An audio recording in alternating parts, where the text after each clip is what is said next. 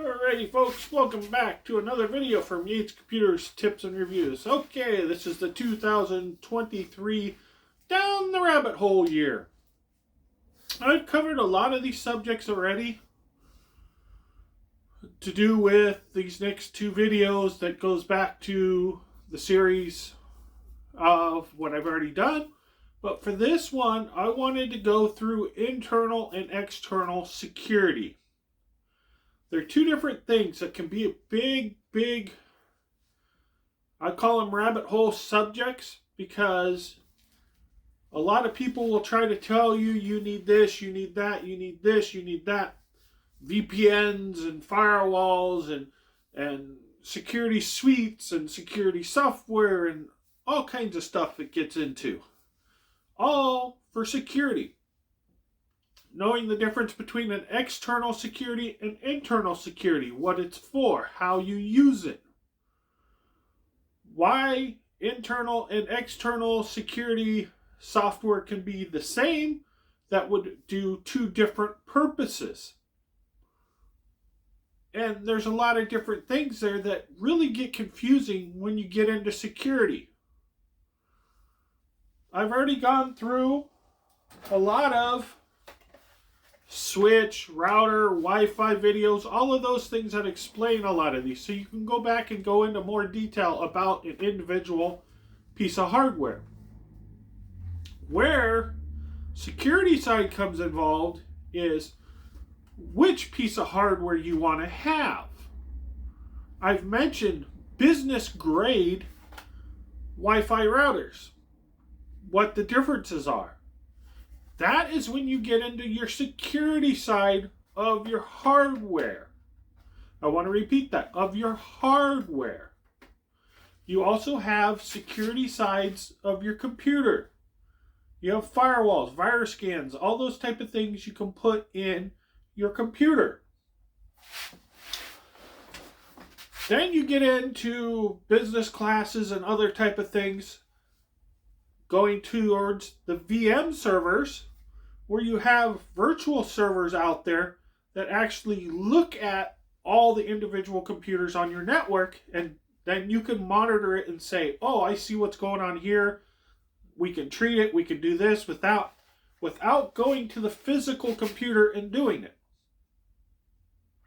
Some new software might have a web interface where it will relay that information out to the cloud.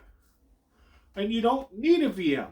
Some business grade stuff, you don't need VMs. It's all cloud based that communicates to your server. Goes back to security. Now you're dealing with internal and external security together on your virus scan. You might want to do a VM and only deal with internal. If you have a firewall and you have all your stuff internal, you don't have to open up anything for it to communicate to the internet. You might not want that open. You want to have as secure as possible. So that's one of the things I wanted to bring up, especially with all the cloud-based stuff going and going and going. All the home automation stuff. All the, oh, you can use the app on your phone and all of these things. Want to explain that you have an app on your phone that you're using at your house, but you might be using it through your cell phone wireless connection, through your cell phone broadband. That's going through your cell phone company, going through the internet, coming in to your firewall or whatever access point you have, into your network, talking to that device. So I wanted to go through this because this is the rabbit hole. This is a big rabbit hole right now because of all of this ease of life technology that's out there, the new tech stuff that's out there. You may want to consider changing your security, changing how you have certain things set up. I've mentioned business grade Wi-Fi routers. You can get firewalls in them. You can get virus scan protection. You can get a lot of monitoring stuff in the actual physical device. Not to mention, you can actually set it up so this port cannot communicate to anything on this port, but they can all go out to the internet. Now, Wi-Fi, you have guest networks. Well, when at my work, I can set up multiple networks and multiple guest networks on the same physical device. So you can have Wi-Fi 11 on here with, one network, Wi-Fi channel 1 on here with another network. You can have a guest network on here. Guest network can be completely separate. Those two other networks I mentioned could be completely separate, that don't see each other, that don't communicate to each other. Maybe you have security cameras and other things that go out to the internet, get saved to the internet. You can put that on a different network. Now, you can even VLAN stuff in these. You can do VLANs, configurations, and Hyper-V. So that's a communication issue that is out there for networking wise, but it's also a security issue. So wanted to go through some of this. I know it's going to be kind of short through a lot of this. I won't go into a lot of detail because I have a lot of individual videos. But due to this being the rabbit hole year, and this is really a subject that's a rabbit hole. Once you go in there and you want to look for something, you're going to find a lot of information. No, you're going to find, home users just buy this router, you're going to find this and that. But to know security side of what's available, there's different classes of these units, different speeds, bandwidths, antennas. You get in there, you're going to find all kinds of information. Internal, external antennas, and they're all going to tell you, this external one's better than the internal, this internal is better because of this and that. There's going to be all kinds of information you're going to find. But knowing what you actually want in the device might make your life better. You can always buy separate devices. You can buy a wireless, you can buy a firewall, you can buy each individual pieces and connect them together. But it's usually a lot easier, and you'll probably use a lot less power if you have one device that will handle most of that transactions. If you're a home or small business user, most likely you will be okay with something like this because you don't have the bandwidth and enough traffic to tie up a device. That's another thing you got to look at to see how much bandwidth and traffic the physical device can actually handle. Nowadays, things are getting faster and faster because internet speeds are getting faster and faster, forcing the technology to move up. When you used to have a 10 meg internet connection, they did not have to be that fast of hardware.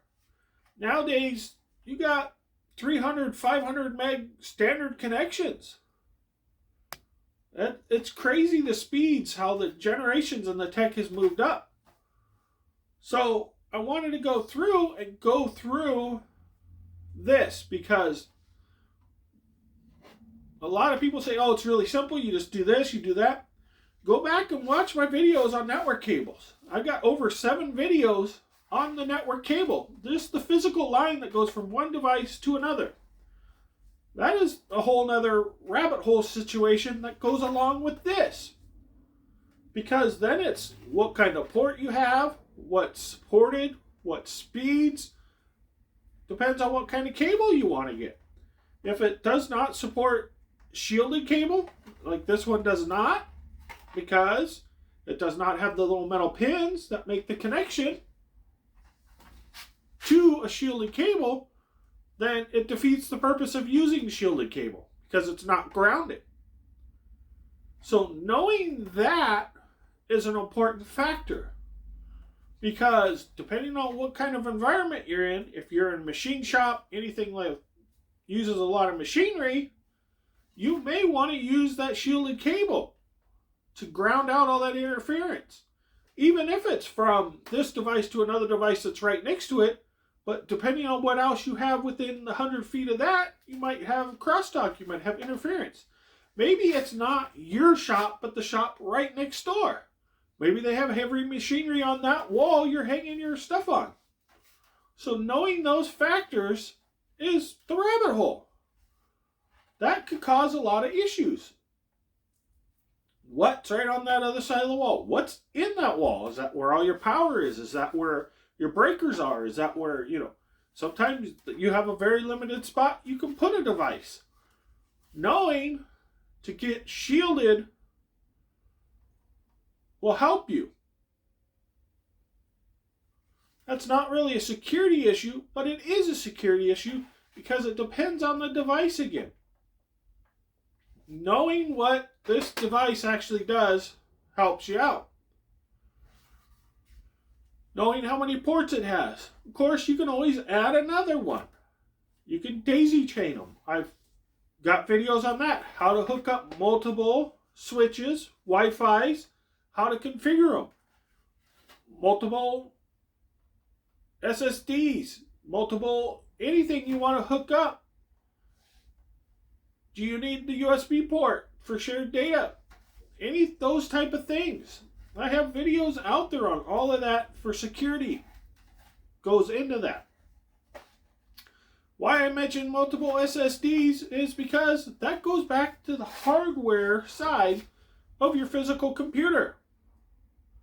What is in there? Because if you want to run virtual machines, you can actually run them on a different hard drive, not fill up your primary. You can put in security software, security suites. You can monitor your network. You can put in Wireshark that monitors your network traffic. You can do a lot of things. There's little Raspberry Pis, other little devices you can hook into your network that will do certain things that you might want to do. This is all the security side of the internal. And then you have software you load into your computer. Windows has a default firewall. You may want to go out and purchase a firewall. Use a free firewall. Virus scans, you're going to want a virus scan. You're going to want a malware detector in each computer. Or you're going to need a centralized one that's in a machine that can actually talk out onto the network and scan. So you're going to need endpoint software in each computer. You may actually want to put endpoint software in there and a physical in there due to what kind of protections you want. Have more protection. Have it scan for multiple things. These are your options that are out there. One of the interesting things is you have VPNs. Virtual private networks. You can connect out of your network, out to a machine, out on the internet that then distributes you out onto the internet instead of your internet provider seeing all your traffic and where it goes out to. It actually goes out to an independent server out there and then spreads out, bypasses your internet provider. Goes out a different port number. So if you have certain specific ports blocked because you don't want people having that traffic in, certain encryptions, certain ports, let's go 443. Let's say, I don't know another one offhand. Port 80 is their obvious internet that you're going to need open. That's where that goes out. Goes out to the internet through port 80 if you're using VPN instead of port 443. Once it gets to that system that you're connected to on the VPN end, it goes out port 443 from whatever IP address that is at.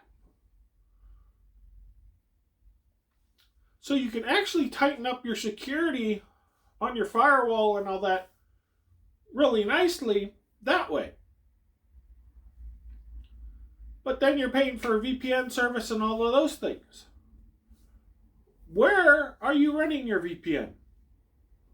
Are you running it on your individual system? Some business grade units actually will allow you to configure the VPN on this. So this unit will go out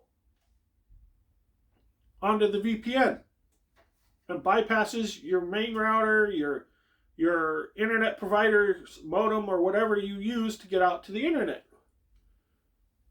other than your system doing a VPN. So that way, anything that's connected to this will go through your VPN. Your Wi-Fi cameras, your home thermostats, your home energy efficient light bulbs you bought that you can control from your phone. All of that will go out through this VPN that's connected here. So I wanted to go through and do a little short video on hardware, internal and external, and actually how some, like that VPN, crosses over from internal through external without really realizing it now.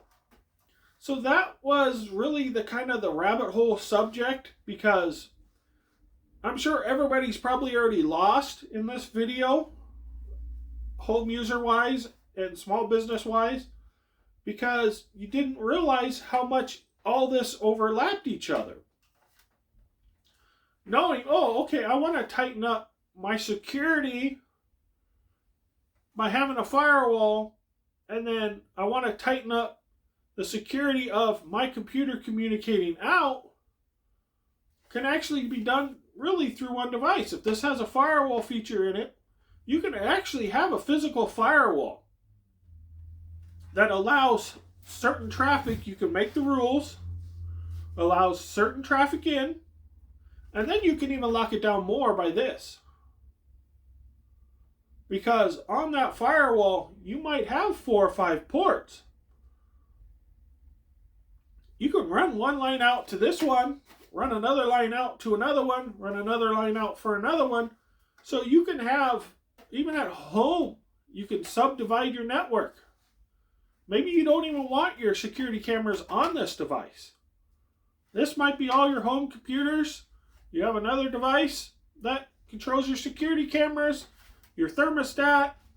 You can even do your thermostat on a separate, even if you're a bigger business, medium business, you might do this. You might control some of those things. Your lights, maybe you want to pull up to your business, use your phone, turn the lights on so it's not dark when you get to your business. These are all simple little things that can be done that are very secure, but knowing, do I go out and buy a cheap, well, they're not cheap nowadays, but if you get the newer ones, $200-$300 for Wi-Fi 6, this is where I find this category got really close together. The new wireless is so expensive that when you look at the business grade, it's not that far off. Okay, I can go buy a new Wi-Fi 6 for, let's say, $300. I can go buy a business grade router, Wi-Fi 6, G, N, whatever it is, let's say $450. Where in the old days, these used to be $80-$90. The other ones were $450, $500. There was a huge price variable there. Now I see that kind of seem to close up. So it makes it more viable for people to really start to look at that option. Because it's not only are you paying $300 for this device, and you're going to go buy a firewall for $200. Well, you can get a whole unit together that might have all those same features for $50 cheaper. Because now you got to combine the prices. So this is really where one of those issues were that I've seen that looks like it's the rabbit hole subject. Because once you go and you start looking and you kind of know what you're looking for and you kind of know what you want to do, you get into this. Next video I'll be talking about, again, is the network layout configuration. The reason why I'm doing this in the rabbit hole again, because of things like this and because of Hyper-V. understanding your network configuration really can make it easier to figure out what kind of hardware you really want. Knowing, should I buy a standard grade, pro grade, or a business grade device, you will see in Linksys and Cisco, they kind of have two different grades also, and then you get into the business line.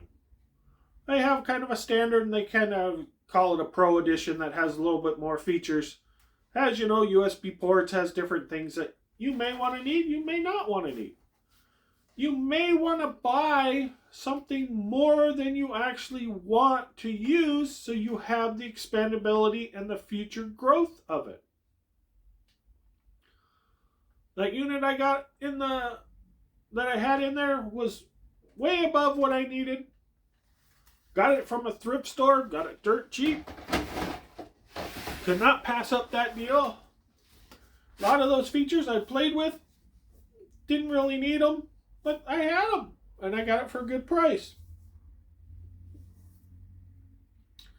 You don't always have to have the newest and greatest additions to everything either. You don't have to have the Wi-Fi 6.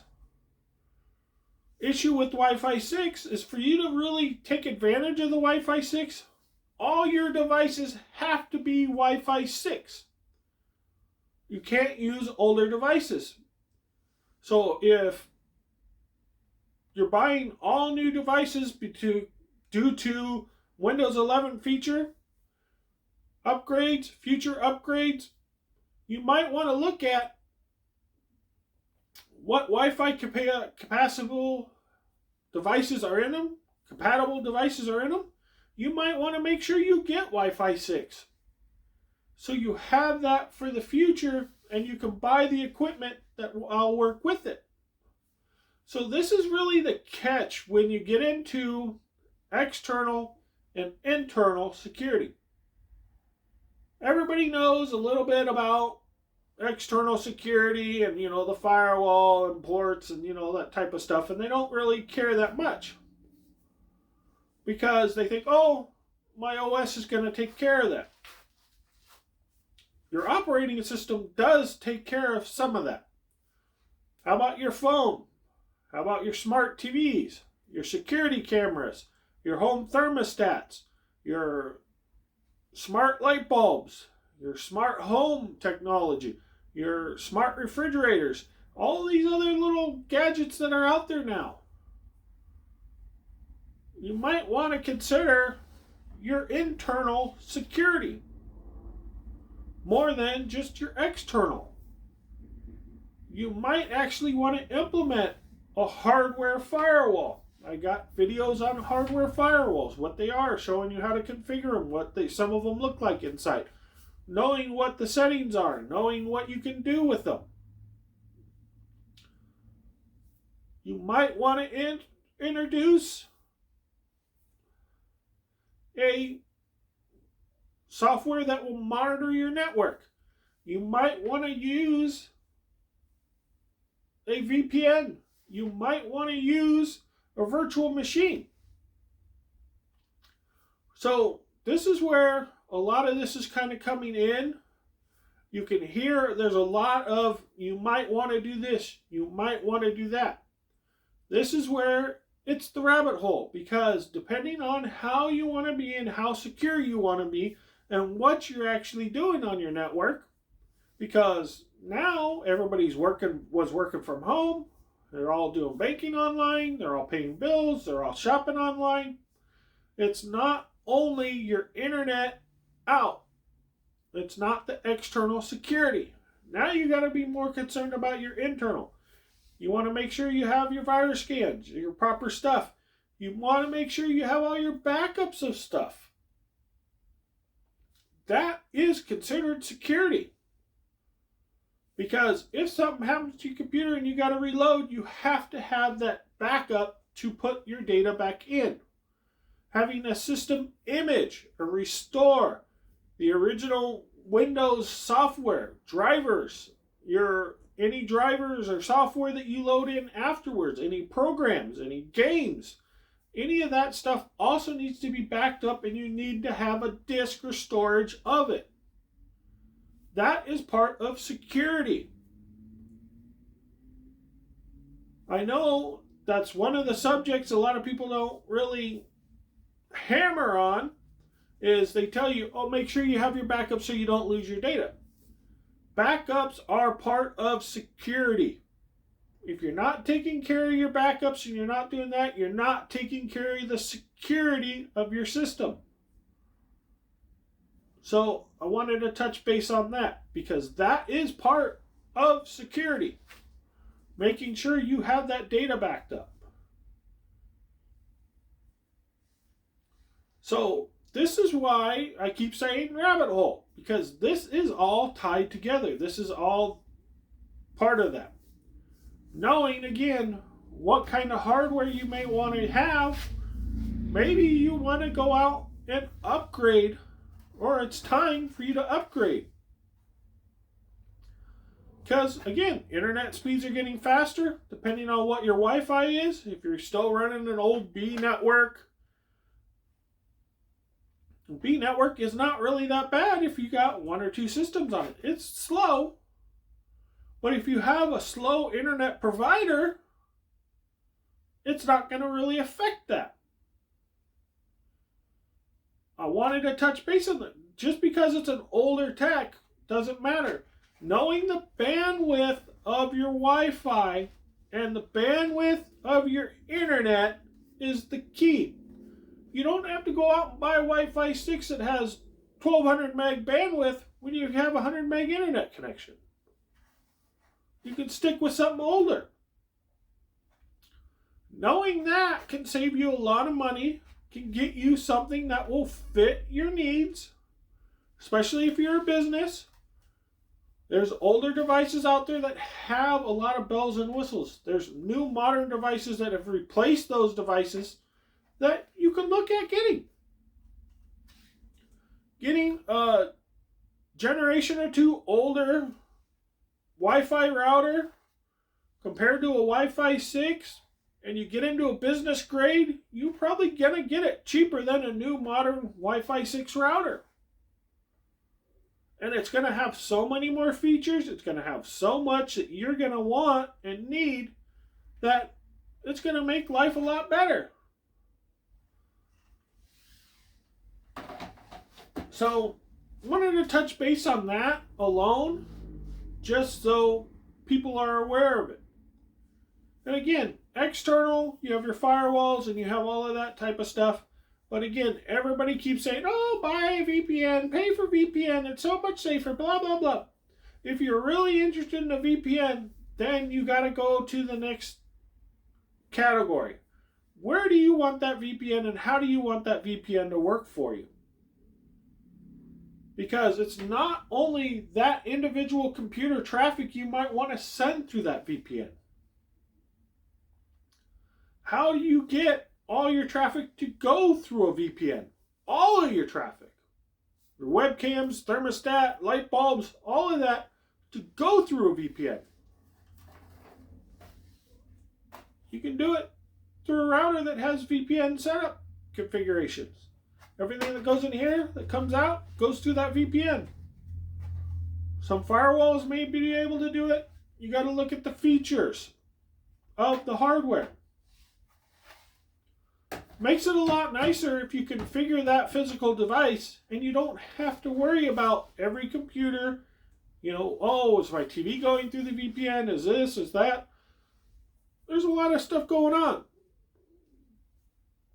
Again, some of it you might not want to go through the VPN. A lot of them charge you per bandwidth through VPN, depending on what kind of service you want, what kind of protection you want. So that's why I wanted to do this video, is to elaborate some of these things, because it seemed kind of interesting how they'll talk about internal and they'll talk about external security type things, but to understand that some of that internal can actually cross over to external, where you have that VPN actually placed. Knowing VPN can actually bypass your security features you had. So that's why you want it on the actual physical computer also. Because, like I said, you send out communication that's supposed to go out on port 443, goes through a VPN that goes through port 80 and goes out. You're monitoring everything that's going through port 443.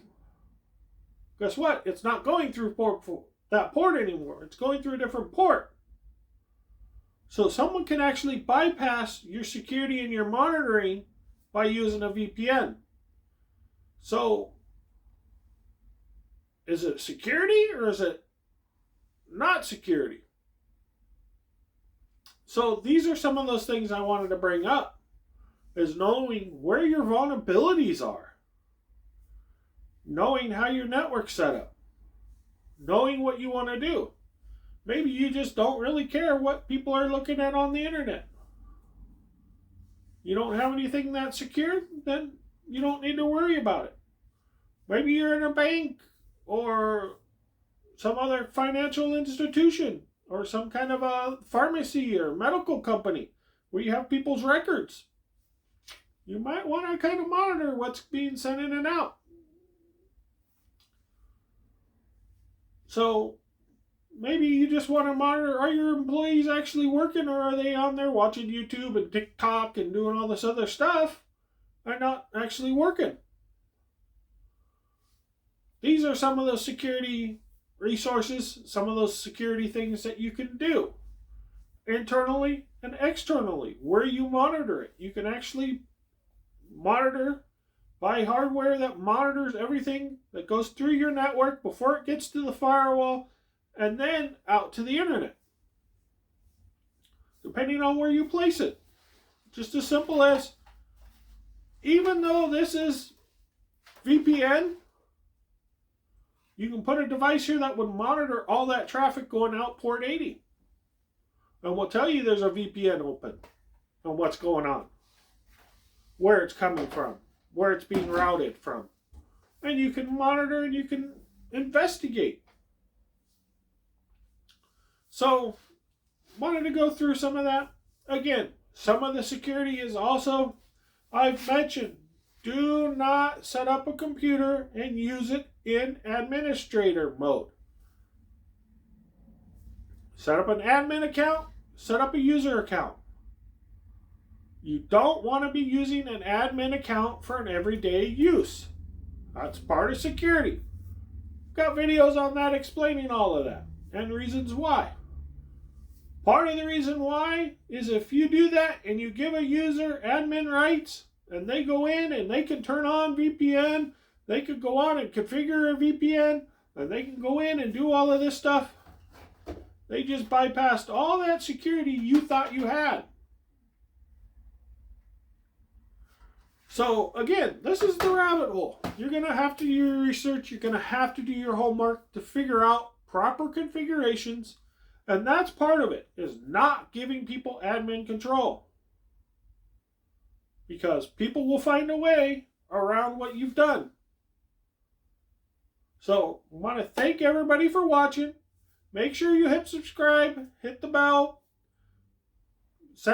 forward those email posts and everything else to people you know, because this is important stuff. This is where stuff gets complicated this year. This is going to be complicated stuff that, go back, again, watch all the videos on hardware, software, all of those type of things, and you can find out exactly each piece, what it does and how it's done. How they all work together is the whole rabbit hole. How you can configure them. You'll see from Hyper-V video how you configure your virtual switch. Sets up the whole network configuration for that system. Same theory. So, again, I've rambled on long enough. Thank you all for watching.